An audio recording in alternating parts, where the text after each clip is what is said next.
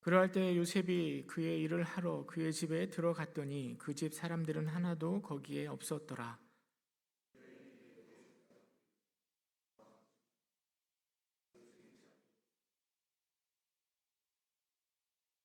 그 여인 요셉이 그의 옷을 자기 손에 버려두고 도망하여 나감을 보고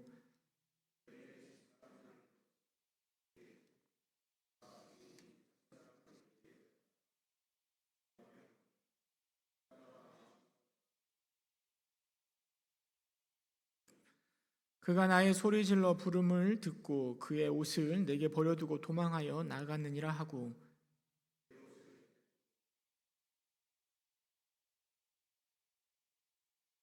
함께 읽겠습니다. 임- 나를 희롱하기도 내게로 돌아왔으므로 내가 소리질러 불렀더니 그가 그의 옷을 내게 버려두고 밖으로 도망하여 나갔나이다. 아멘. 여러분, 성경에서 가장 완벽한 인물, 그래서 가장 예수님을 많이 닮은 인물을 꼽으라고 한다면요, 많은 사람은 우리가 방금 읽은 요셉을 많이 꼽습니다. 요셉에게서는 단점을 찾기가 쉽지 않습니다. 요셉은 거의 실수하지 않습니다. 그리고 가족들에게 그는 버림을 받았지만 인내하며 지켜냈었고요. 그리고 가족들을 위하여 헌신적인 삶을 살아왔습니다. 그래서 그의 삶은 예수를 너무나 많이 닮아 있고요. 믿음의 마지막 족장으로 요셉은 예수 그리스도를 우리에게 보여준다라고 말하는 신학자들도 있습니다.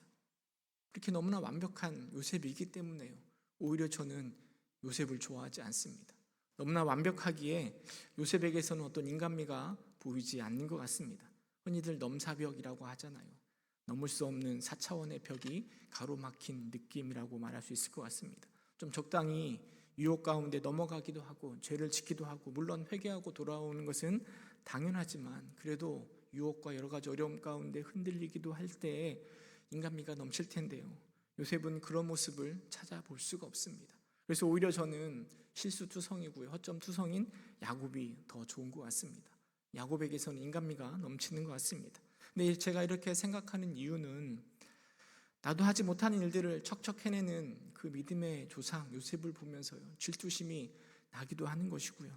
반대로 믿음의 조상들이 넘어질 때마다 어쩌면 희열을 느끼는 것 아닐까. 우리 믿음의 조상들도 저거밖에 못하는구나 하면서 위로를 제가 얻는 것은 아닐까 하는 생각도 해보게 됩니다.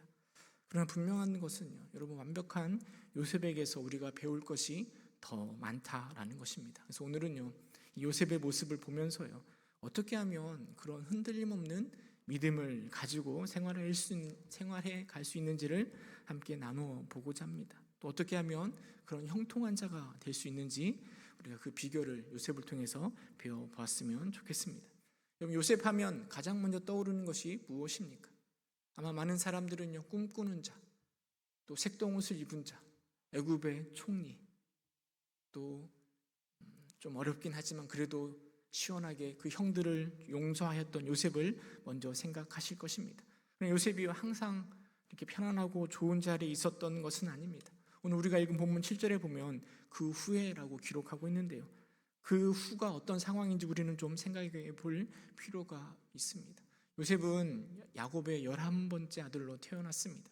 그러나 야곱으로부터 가장 많은 사랑을 받은 자가 바로 요셉입니다. 왜냐하면 야곱이 가장 사랑하던 라헬의 첫 아들이 바로 요셉이기 때문입니다. 그래서 다른 형제들과는 달리 늘 생동옷을 입고 돌아다녔습니다. 형들은 밖에서 일을 할 때 요셉은요, 항상 집에 있었습니다. 아버지의 심부름이 한 정도였습니다. 아버지의 사랑을 독차지하고 있는 요셉은요, 형제들이 보기에 어쩌면 꼴도 보기 싫은 그런 존재였을지도 모르겠습니다. 더군다나 요셉이 꾼 꿈은 참 어이가 없는 꿈이었습니다. 형이 묶어놓은 볕단이 자기가 묶어놓은 볕단에 절을 하는 꿈이었습니다. 물론 요셉에게 있어서 이 꿈이 형들이 자신에게 자신을 섬길 것이라는 징조라든지 또는 비전으로 생각했을지는 잘 모르겠습니다. 근데 형들에게 있어서 이 꿈은 너무나 어이없는 그리고 괘씸한 꿈이었을 것입니다. 더군다나 요셉은 이 꿈을 막 자랑하듯이 막 이야기하고 다닙니다. 물론 아직 철이 없어서 그러려니 하고 넘어갈 수도 있지만 이 요셉의 형들은, 요셉의 행동은 형들의 미움을 받기에 충분한 것 아니겠습니까? 아마 성경에서 찾아볼 수 있는 유일한 요셉의 단점이 그런 모습이지 않을까 생각되어집니다. 결국 그 미움은요, 실제로 요셉을 미디안 상인에게 은 20에 팔아버리게 만듭니다. 예수님이 은 30에 팔렸는데요, 요셉은 은 20에 팔려 나간 것입니다. 그리고 아버지인 요셉에게는, 요셉의 아버지인 야곱에게는요, 요셉의 옷에 염소의 피를 발라서요, 들짐승이 요셉을 잡아 먹었다라고 거짓말을 하였습니다. 근데 이렇게 요셉이 애굽으로 팔려 나아갈 때요, 여러분 그 마음이 어떠했을까요? 꿈을 꾸었을 때는 형들이 저라는 것을 꾸었었는데 현실은요, 반대로 형들에게 어려움을 당하고 종으로 팔려 나가고 있습니다. 그 상황 속에 요셉의 마음이 어떠했을까요? 아마 두려움에 가득 사로잡혀 있었을 것입니다. 어디로 가는지, 어떻게 살아가야 될지 아무것도 모른 채 막막하게 그냥 끌려가고 있습니다. 그저 집에 계신 아버지가 많이 생각났을 것 같습니다. 그리고 극심한 두려움에 떨었을 것 같습니다. 또 한 가지 생각은 아마 증오심에 가득 차지 않았을까요? 어떻게 형들이 나를 팔아버릴 수가 있는가? 사랑하는 형들이 어떻게 나를 팔아버릴 수 있는가? 나를 팔아버린 형들을 향한 증오심과 미움으로 가득 차지 않았을까? 이렇게 생각해 볼 수 있을 것 같습니다. 요셉은요, 종으로 팔려갔는데요, 다행스럽게도요, 애굽에서 바로의 신하 보디발의 집에 종으로 팔려갔습니다. 험한 일을 하는 종으로 가는 게 아니라요, 그나마 편한 생활을 할 수 있는, 좀 권력도 가지고 있고 힘도 가지고 있는 사람의 종으로 팔려간 것입니다. 종치고는 그나마 좋은 곳으로 갔다라고 말할 수 있지만 엄청난 마음의 상처는요, 요셉으로 하여금 정말 삐뚤어진 삶을 살아가게 할 만한 상황 아니겠습니까? 자신을 증오하고 또 가족들을 증오하고 세상을 증오하고 심지어는 하나님조차 증오해도 충분히 이해할 만한 상황인 것 같습니다. 그런데 그럼에도 불구하고요, 그 요셉의 모습이 창세기 39장 2절에 이렇게 기록하고 있습니다. 여호와께서 요셉과 함께 하심으로 그가 형통한 자가 되어 그의 주인 애굽 사람의 집에 있으니, 함께 하심으로 형통한 자가 되었다라고 성경은 말해주고 있습니다. 그런 상황, 정말 삐뚤어질 수밖에 없는 그런 상황임에도 불구하고 요셉은 형통케 하는 자가 되었습니다.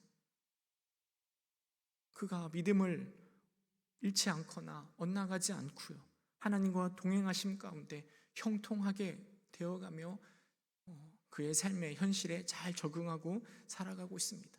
심지어는 그런 요셉의 모습을 보면서요, 그의 주인인 보디발도요, 요셉과 함께 하나님이 함께 하시는구나를 인지하고요, 범사에 형통케 하는 모습을 알 수 있을 정도로 요셉은 그렇게 철저하게 하나님 앞에서 살아갔습니다.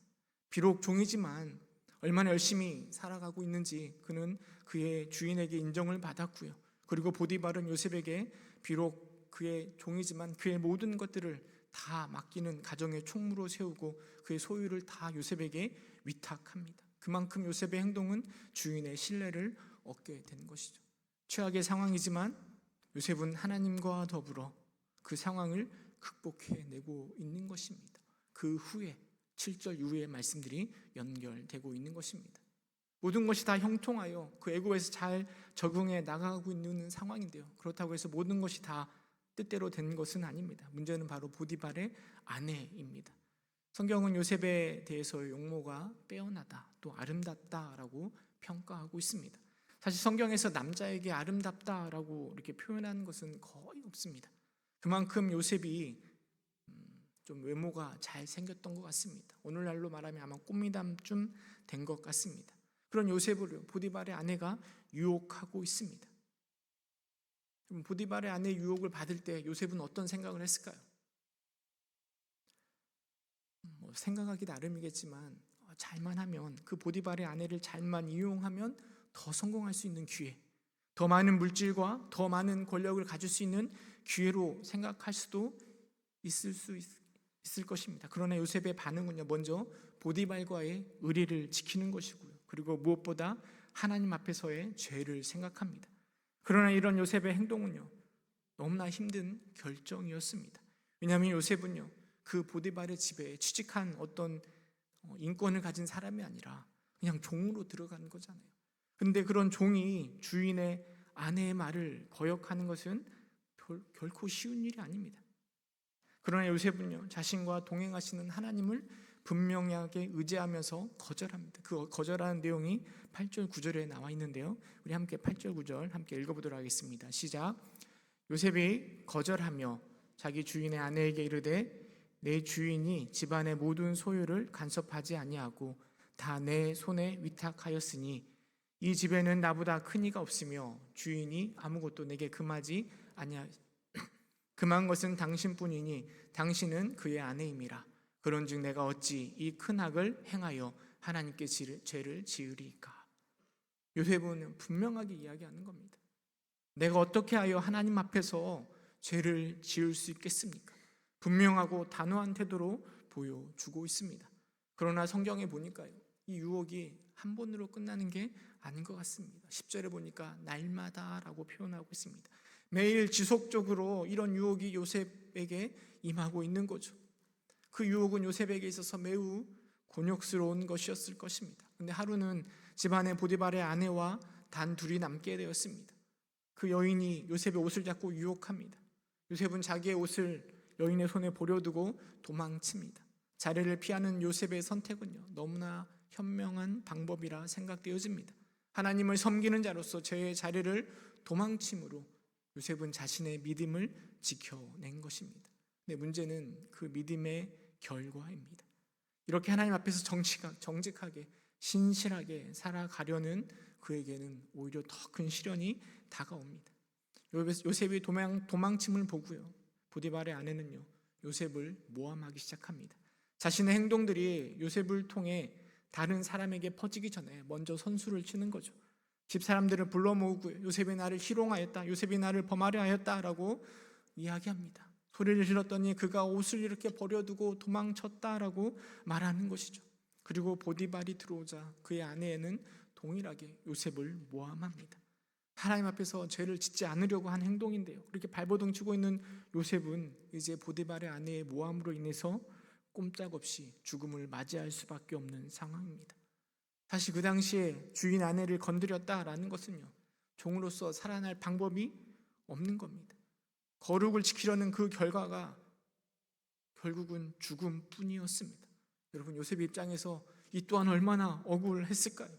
형들에게 팔려가 종이 된 것도 이제 겨우 극복하려고 하는데 억울한 누명으로 꼼짝없이 죽게 되었으니 요셉의 마음이 얼마나 착잡할까요? 얼마나 화가 났을까요? 얼마나 분노하게 되었을까요? 제가 말씀을 묵상하면서 좀 궁금한 게 생겼습니다. 19절에 보면 보디발은 아내의 말을 듣고 노하였다라고 성경은 기록하고 있습니다. 근데 그 분노가 무엇을 또 누구를 향한 것인지가 분명하게 기록되어 있지는 않아서요, 이 보디발의 분노가 누구를 향한 것일까요? 여러분, 보디발은 이 아내의 말도 들었고 요셉의 말도 들었을 텐데요, 누구의 말을 더 신뢰했을까요? 아내의 말을 믿고 요셉에게 분노하였을까요? 아니면 하나님과 함께하심으로 형통케 하는 요셉의 말을 듣고 거짓말하는 아내에게 분노하였을까요?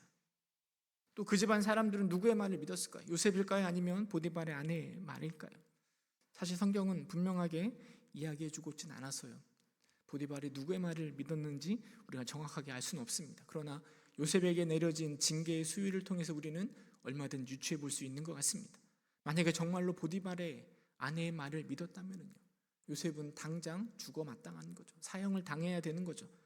주인 아내를 범하려고 했다면 살아날 수가 없는 것입니다. 그런데 요셉에게 주어진 형벌은 감옥에 갇히는 것이었습니다. 그것도 일반 감옥이 아니고요, 왕의 죄수를 가두는 곳에 가둬두는 것입니다. 다시 말해서 정치 수용소에, 보다 더 편한 수용소에 투옥된 것입니다.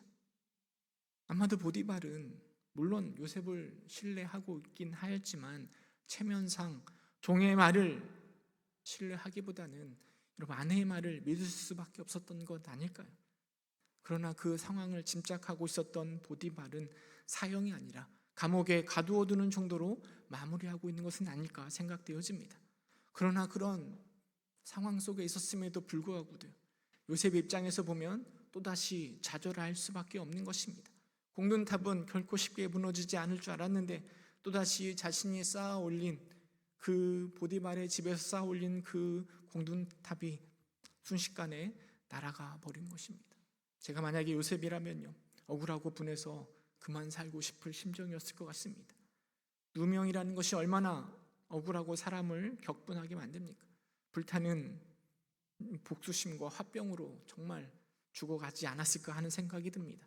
그러나 성경은 그런 요셉의 모습에 대해서요, 창세기 39장 21절 23절 이렇게 기록하고 있습니다. 우리 함께 읽어보도록 할게요. 21절부터 시작.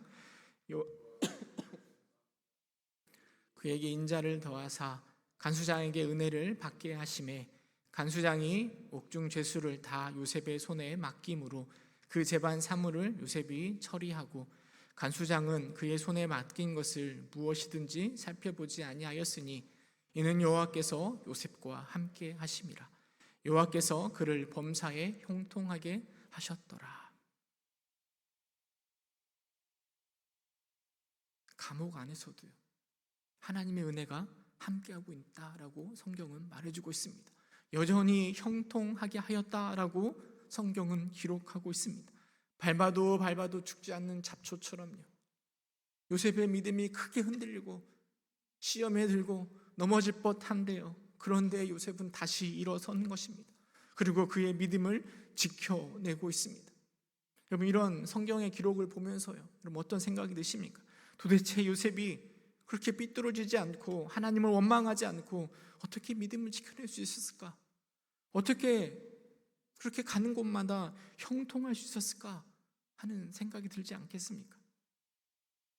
요셉이 그렇게 종으로 그리고 죄인으로 삶 속에서 형통할 수 있었던 것은요, 요셉이 어떤 모습 때문이 아니라 하나님 때문이다라고 성경은 계속해서 우리에게 말해주고 있습니다. 우리가 조금 전에 읽었었던 본문에 보면은요, 계속해서 21절 23절에 하나님이 여호와께서 요셉과 함께 하심으로라고 기록해주고 있습니다. 또 우리가 읽진 않았지만 39장 2절 3절에도 보면은요, 하나님과 함께 하심이 계속해서 기록되어 있고요, 그리고 그 결과로 형통하게 되었다, 그가 은혜를 입어서 형통하게 되었다라고 반복해서 기록하고 있습니다.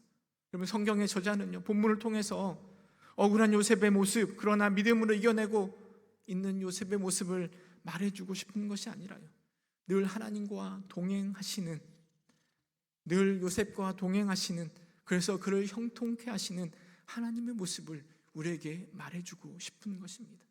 하나님은 요셉과 함께 늘 동행하셨습니다.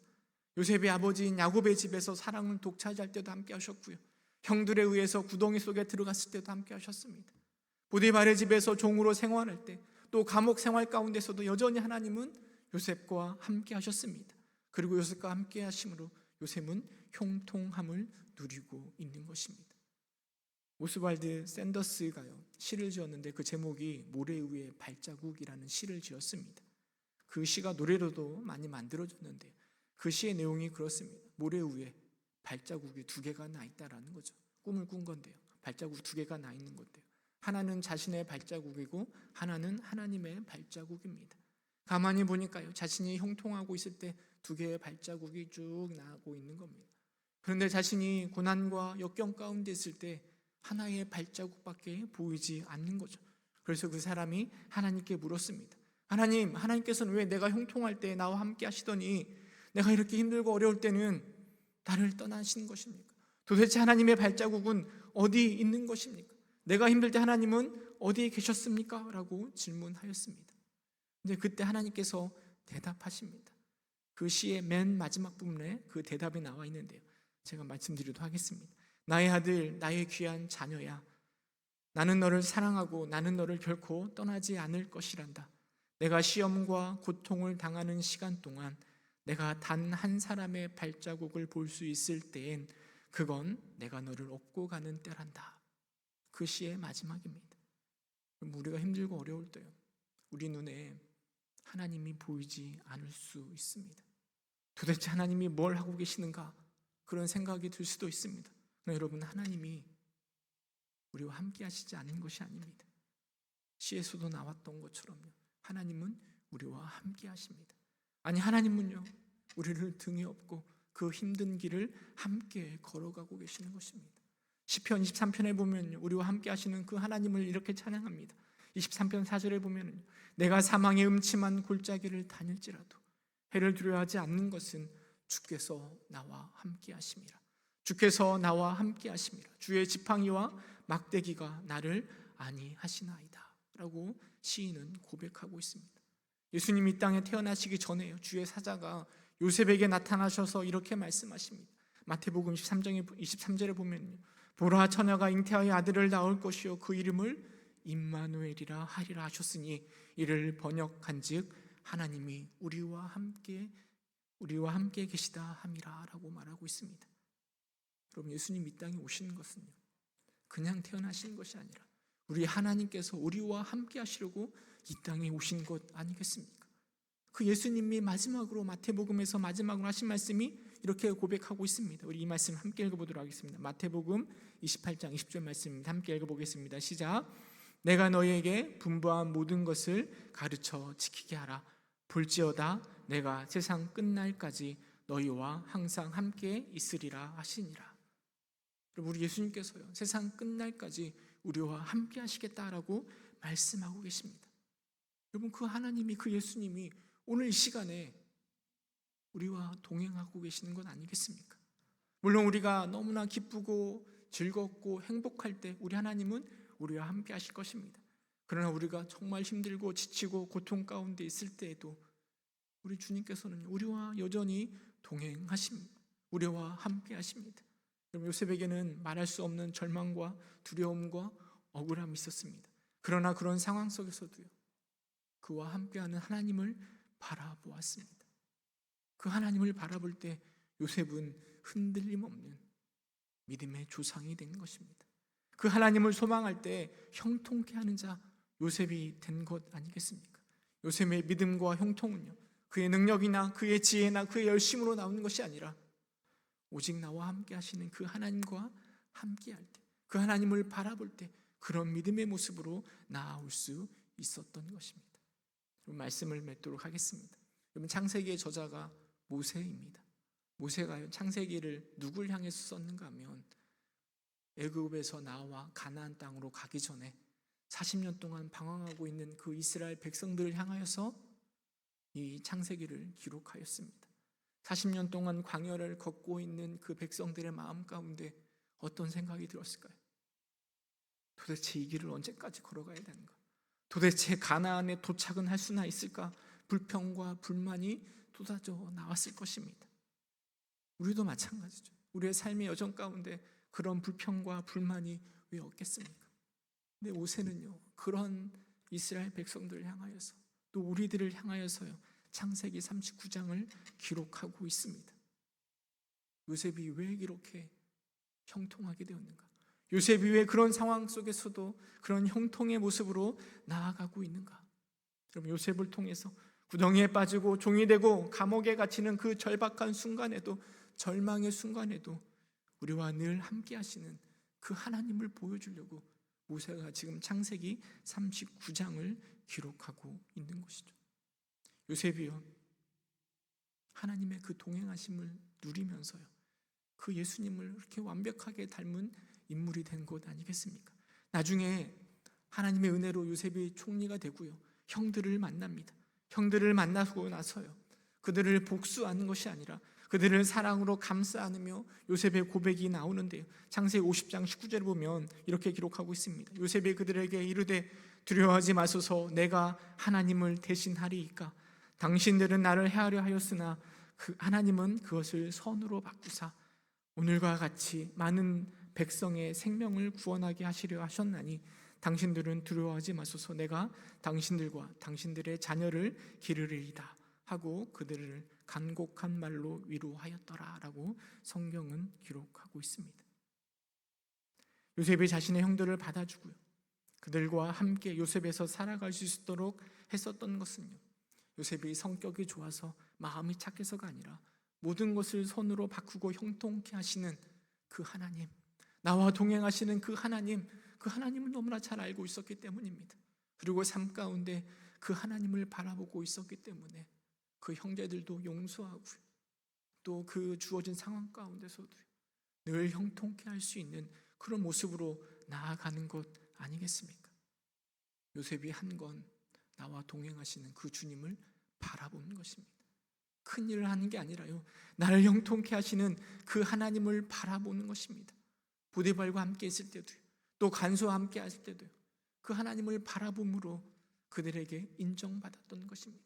보디발의 아내와 함께 있을 때, 그를 유혹할 때도요, 다른 것을 바라보는 것이 아니라 그 하나님을 바라보았기 때문에 비록 그 결과는 참담하지만 그 상황 속에서 하나님을 염두에 두고 그 자리를 뛰쳐나아갈 수 있었던 것입니다. 우리와 동행하시기 위하여서 이 땅에 오신 예수님을 우리는 믿고 있잖아요. 나를 구원하시기 위해서 십자가를 짊어지신 예수님을 믿고 있는 우리는요, 우리의 삶 가운데 기쁨의 행복의 순간 말고요, 또 때로는 역경과 고난과 힘든 그 상황 가운데서도 우리가 예수님을 인식할 수 있다면, 예수님을 바라볼 수 있다면, 그게 바로 요셉의 형통의 비결이 우리에게 임하는 것 아니겠습니까? 그 형통의 비결을 가질 수 있는 저와 여러분 될 수 있기를 주님의 이름으로 축원합니다.